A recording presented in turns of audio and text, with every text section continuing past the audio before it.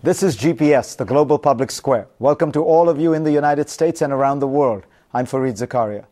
This week, a man named Charles Freeman, a man with a long and distinguished career in the U.S. Foreign Service, withdrew his name from consideration to be the chairman of the National Intelligence Council, a key intelligence job. In doing so, he blamed, and I quote here, the Israel lobby for his decision to pull his own nomination. He accused the so-called Israel lobby of character assassination, a willful distortion of the record, and an utter disregard of the truth. Strong charges. His opponents, of course, had strong charges of their own, accusing him of anti-Israeli bias, even anti-Semitism. To answer these charges and to discuss these issues, Charles Freeman is my guest today. Now, in making these accusations, Freeman has pushed to the forefront a topic that previously had been discussed only among academics, policy wonks, and bloggers, and even there it's been controversial. The basic charge is that lobbies supporting Israel wield too much power, which results in the U.S. blindly supporting Israel even when it's wrong. The counter is that there are many lobbies in Washington on guns, Cuba, entitlement programs, and to single out pro-Israeli groups is unfair. There are many who argue that even the term Israel lobby conjures up an image of a Jewish conspiracy. To discuss this issue and others, I will be talking to the man at the center of the controversy, Charles Freeman, in just a moment. Also on GPS today, the former Secretary of the Treasury, Paul O'Neill, with some very tough words about the Obama administration. And then a conversation about President Obama's first 50 days with some great thinkers. So stay with us.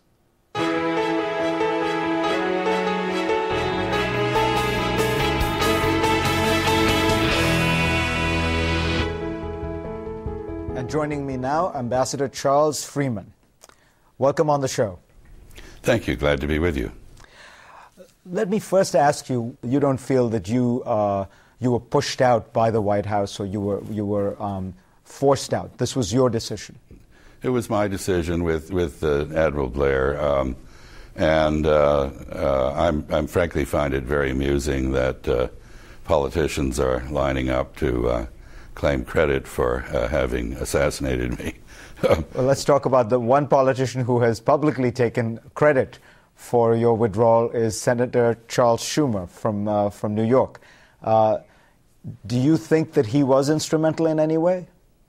I have no reason to believe he was. I'm sure he did talk to Rahm Emanuel and others at the White House, as he said he did, but I have no reason to believe that that had any particular influence on the decision. It certainly didn't have any influence on my decision, and it was ultimately my decision. The issue that he raised, that Charles Schumer raised, and the issue that you raised in your statement was about Israel. There were a few surrounding issues that people raised, but the heart of the matter seemed to be that a number of people felt that you were overly critical of Israel. And you described the forces that got you out as the Israel lobby. Describe what you mean by the Israel lobby and describe what you think they did. Well, the Israel lobby is a term that's in general use. I think it isn't a terribly accurate name. It probably should be called the Qud lobby or the Israel Beitina lobby. It's the far right wing of the Jewish community here in alliance with the far right wing in Israel. I don't think that I've been in any respect excessively or unreasonably critical of Israel. I think I have been critical of Israeli policy. And the atmosphere is such in this country now that whereas Israelis in Israel routinely criticize policies they think may prove to be suicidal for their country, those who criticize the same policies here for the same reasons are subject to political reprisal. But your feeling is that you could see the hand of supporters of Israel, supporters of the right wing in Israel, as you describe it, in derailing your nomination or raising the controversy. You said in your statement, you said the emails make it clear, the blogs make it clear. No, and this morning, indeed, there were various postings by the organizations that organized the campaign, the Zionist Organization of America, for example, detailing or setting out in considerable detail how they organized research to find material that they could use to agitate first congressmen who were sympathetic to them and later others on various issues.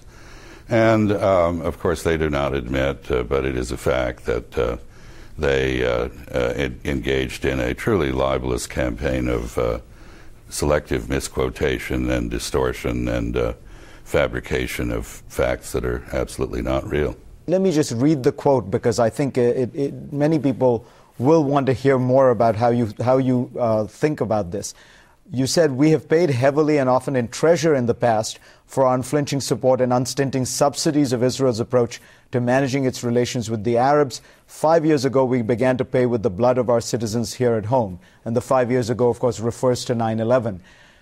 So you see our support for Israel as having produced a kind of a tidal wave of hostility that then in some way did cause 9/11. Isn't it fair to say? I think we are paying a price because our actions have catalyzed, perhaps not caused, but catalyzed a radicalization of Arab and Muslim politics that facilitates the activities of terrorists with global reach like those who struck us on 9/11. But you can see why people who support Israel or perhaps American Jews would be perturbed by that statement. Do you wish you hadn't written it in retrospect or said it? No, I stand by what I said, and I think it's unfair to put American Jews all in one camp. There's a very large number of American Jews who have written to me to express their gratitude for my raising the issues I have raised about Israeli policy. And there is a movement that insists that these actions not be carried out in the name of Judaism or the American Jewish community. I think one of the great ironies in this situation is that, in my experience, the bravest and most outspoken people are these against these policies of the Israeli government and establishment are Jews. Why? Because American Jews feel a deep commitment to the continued survival of Israel, and they see, and they also identify with it, and they don't want to see that survival jeopardized or the moral standing of the Jewish state compromised in the way that it has been. You know that when you say things like, when you refer to the Israel lobby, for some Jews, certainly not all, it conjures up the idea that you are in some way insinuating a kind of Jewish conspiracy, and it has led people to loosely use the word anti-Semitic when describing you. How do you feel when you hear those charges? I feel deeply insulted. The last thing on earth I am is anti-Semitic. They're Jewish members of my family, although I'm not Jewish. I have great respect for Judaism and its adherents. I also, frankly, have a lot of respect for Israel, and I'm sorry to see it so badly corrupted by the occupation, and to see its values so badly damaged by the settlement process in the occupied territories. The humane spirit that Israel used to evoke is now replaced by something else.